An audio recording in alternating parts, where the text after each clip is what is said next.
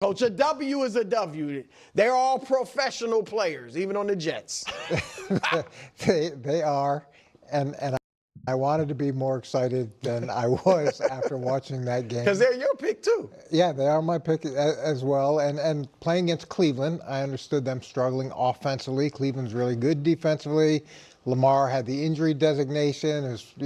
Things weren't lining up perfectly for the offense. And I thought, okay, if they're explosive against the Browns, then they're really back. And then I thought, okay, now we've got a week. The offense has been playing together. This is going to look different against the Jets. And it didn't look different. And then we go in the first half and we're down 7-3. So there's that problem. On third down, they were 2 for 11 on third down. The red zone, that's been a problem, was a problem again. 2 for 5 in the red zone. That didn't look very good. And so collectively, you'd like to see more progress. And I'm with you. I expected him to be leading the division, and the hole they dug themselves wasn't insurmountable because of the way the Steelers are playing. It's just you want to see some more progress. I think I know the problem, Coach. And this is a tough one. Drew, you've called the Ravens a lot of things over the years, but they're not one of the silly teams. Correct? You agree? They're not silly. They got rid of all their games. Well, right. So wait. They are not silly. But I would like to go to why They're those not break games dancers. existed to begin with. If they're not a silly team, and you're at work, like when Google is like, hey, we have all these cool things, in the office, there's a reason behind it. It's for recruitment. You know what I mean? So to get the best people and then also to get people stick around at the office longer. I think the Ravens are a mature team. I think they're a veteran team. They're not a silly team. And yet they brought all those games in the locker room. It might have been for a reason.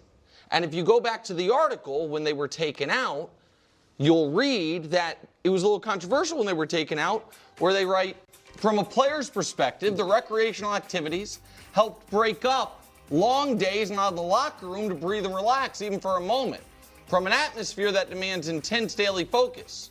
The fun stuff is gone. This is a low blow. I would then posit even further, Brew, that the person that needs the monotony broken the most or the tension broken the most is the person under the most pressure, Lamar.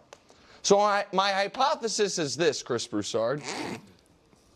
The toy toss that transformed the tacklers is also the toy toss that tarnished the offense. All right. You know what? Goodness gracious. No. First of all, I am not entirely persuaded that Lamar Jackson is operating at 100% capacity physically at this moment. This has no connection to the presence or absence of recreational items in the facility. Nothing to do with anything of that nature. The cornerstone players within that offensive unit are fundamentally oriented toward labor. They are focused on accomplishing the task at hand. That describes Lamar Jackson. That describes Derrick Henry. That describes Mark Andrews. That describes Z. They are about achieving results. Certainly, having amenities and similar perks is a pleasant addition. I am fairly confident every single locker room across the league possesses them. They all require methods to disrupt the daily grind. You simply converse about various topics. You might play table tennis. The specific activity is irrelevant. That is all an inherent component of the team environment. Frequently, it is also about simply spending time together. You linger with the teammates, and in doing so, you naturally foster that chemistry. You build those interpersonal bonds. Now, addressing the current state of affairs, should you feel optimistic about the Ravens? I don't necessarily believe so, because this does not resemble the Baltimore Ravens squad we have come to recognize. This is not the offensive identity we associate with them. This offense was performing at a superior level before Lamar Jackson was sidelined for a few contests, and since his return, we have not observed it function with its characteristic efficiency. I also do not believe Lamar Jackson currently appears to be his usual self. But to now transmute this situation into a grand narrative about how it's all because they eliminated the games and this and that, and Lamar Jackson is under pressure, and so on and so forth, is simply absurd. So that is the reason Derrick Henry cannot find his rhythm to the same extent, right? That is why the ground game isn't operating with the proficiency he desires. Seriously, that is the purported explanation? Okay. Presently, the Baltimore Ravens pass block win rate stands at 71%. The Houston Texans, who are literally, comically, and hilariously inept at running the football, are at 68%. You will find several teams clustered around 71% and 72%, yet their rankings differ. I presume this is due to decimal level precision, like 71.345%, data which, unfortunately, is not provided to us. It couldn't be that difficult to share. So, we are forced to operate with the rounded figures. The Cincinnati Bengals are at 71%.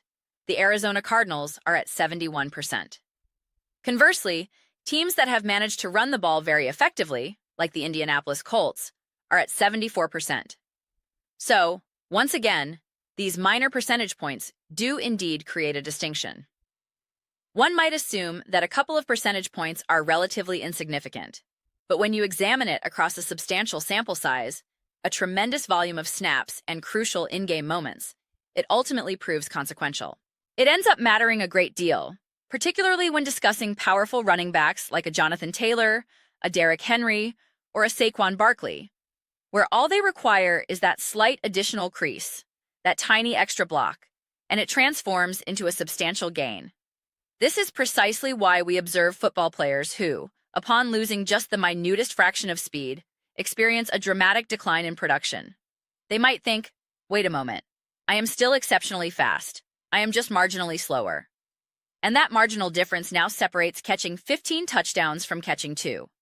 It is the divergence between amassing 1,500 yards and accumulating merely 700. We are discussing the most infinitesimal margins imaginable. Therefore, that is a contributing element. Furthermore, Lamar Jackson is not currently presenting the same significant rushing threat we are accustomed to. Consequently, opposing defenses are beginning to recognize and adjust to this reality as well. To refuse to engage in a sincere, straightforward conversation about the Baltimore Ravens and instead persistently craft jokes concerning the recreational items and even the theatrics from Brew, with his display of how excellent he feels, wearing sunglasses, possessing the container of games or whatever it was, and the robe is just, I don't know. Why is it impossible to simply have genuine, substantive discussions? While I was reviewing the various commentary clips, I noticed, obviously, they discussed the Chiefs, but I already produced a video concerning the Chiefs earlier today, and I am now attempting to incorporate other teams. There was one particular segment where I heard Nick Wright commence with proclaiming Travis Kelce as the most exceptional tight end in global history, complete with all the ceremonial banners dropping. And I was left thinking, what are you even articulating right now? He had that phrase regarding Mahomes. If you go for the crown, best not miss, or something similar, and the entire narrative about the tackle that turned the tide. I am just left wondering, what is the actual subject of our analysis here? Then, regarding the Eagles, the definitive conclusion from that game is that the Eagles lack trust in Jalen Hurts. Okay, sure. And now this narrative emerges that the Baltimore Ravens offense is in jeopardy because of the games and Lamar Jackson is under immense pressure. It's just, okay, sure. That is correct. Yes. You have comprehended it perfectly. You have identified the core issue. Perfect. Understood.